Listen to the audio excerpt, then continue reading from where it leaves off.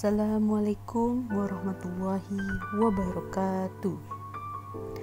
Allahumma sholli ala Sayyidina Muhammad wa ala ali Sayyidina Muhammad.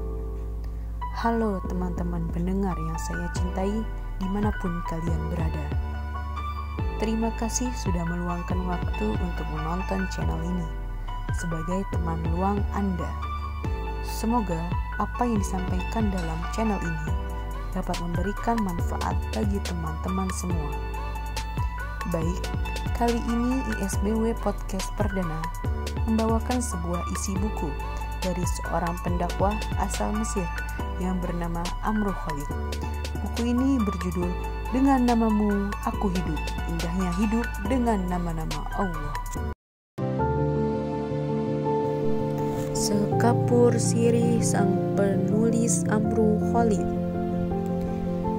Hubungan Asmaul Husna dengan penulis yang mengaitkannya dengan kerinduannya ke tanah suci Mekah, Baitullah. Mengingat hadis Rasulullah SAW bersabda, 70.000 malaikat masuk ke dalamnya setiap hari dan tidak akan pernah keluar lagi hingga hari kiamat. Pernyataan ini tentu membuat kita membayangkan seketika kita sedang melakukan haji maupun umroh, di mana saat itu tepat di depan kita Ka'bah. Tanpa disadari, tempat itu merupakan tempat para malaikat melakukan tawaf dan di atasnya adalah arsy Allah yang maha pengasih. Hal ini juga yang seringkali kita lihat, banyak orang yang meneteskan air mata yang tak tertahankan akibat kerinduan yang memenuhi panggilan Allah. Semoga kita semua dapat memenuhi panggilan Allah Subhanahu wa Ta'ala untuk bisa melaksanakan haji dan umroh. Amin amin ya robbal alamin. Peristiwa ini akan membuat kita merenungkan kembali perjuangan Nabi Ibrahim alaihissalam mendirikan bangunan Ka'bah bersama Nabi Ismail atas perintah Allah.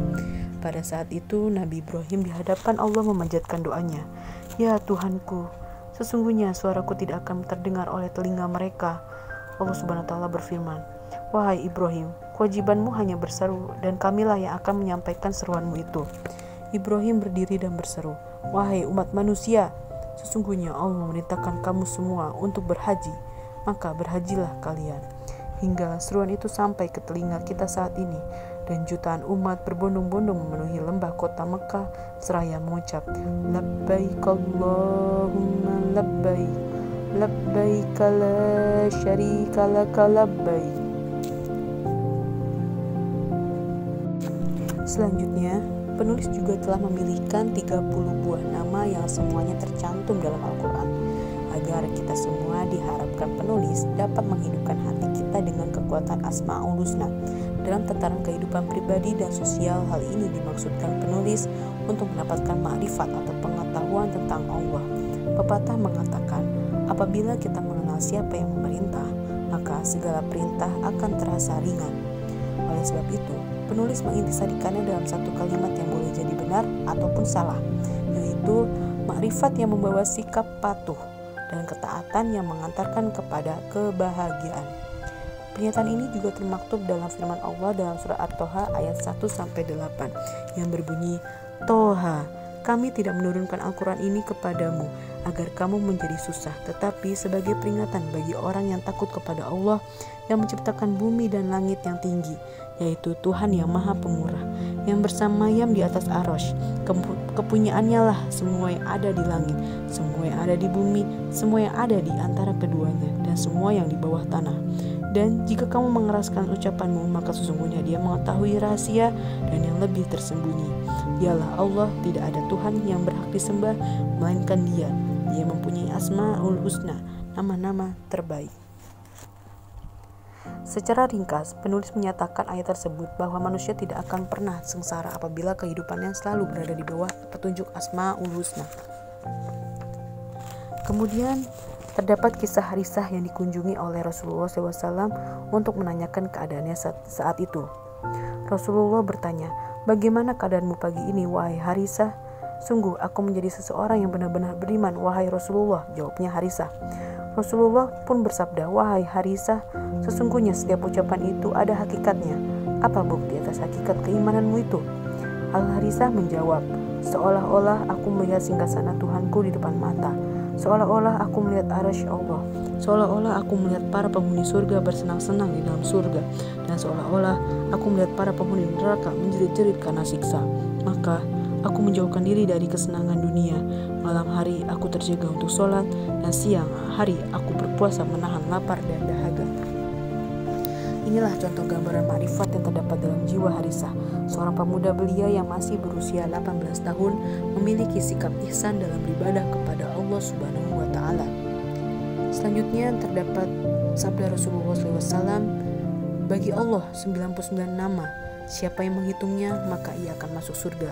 Lalu firman Allah dalam surat Az-Zumar ayat 67 yang berbunyi, dan mereka tidak mengagungkan Allah dengan pengagungan yang semestinya, padahal bumi seluruhnya dalam genggamannya pada hari kiamat dan langit digulung dengan tangan kanannya. Maha suci Allah dan maha tinggi Dia dari apa yang mereka persekutukan. Hal ini disesuaikan dengan hadis Nabi yang diriwayatkan oleh Ibnu Umar yang mengatakan, aku melihat Rasulullah SAW berkata dengan suara keras, Allah Subhanahu wa Ta'ala memuji dirinya. Pesan Rasulullah ini tunjukkan untuk kita agar hidup bersama Asmaul Husna. Rasulullah SAW bersabda bahwa Allah Subhanahu wa Ta'ala berfirman, akulah Raja yang maha mencukupi, akulah yang maha perkasa Al-Aziz dan maha memelihara Al-Muhaimin. Ibnu Umar menuturkan, aku melihat mimbar berguncang dan badan Rasulullah tampak bergetar. Wahai saudaraku seiman, mimbar dari kayu tempat Rasulullah berkhutbah berguncang. Ibnu Umar melanjutkan penuturannya, aku bergerak mendekati mimbar karena aku khawatir kalau Rasulullah terjatuh dari atasnya. Lalu bagaimana Allah Subhanahu wa Ta'ala membuktikan kebenaran atas Asmaul Husna agar kita mengetahuinya? Penjelasan ini akan dilanjut pada episode berikutnya. Kita akhiri pembahasan dengan mengucap Alhamdulillah, Alhamdulillahirabbil alamin. Subhanakallahumma wa bihamdika asyhadu an la ilaha illa anta astaghfiruka wa atubu ilaik.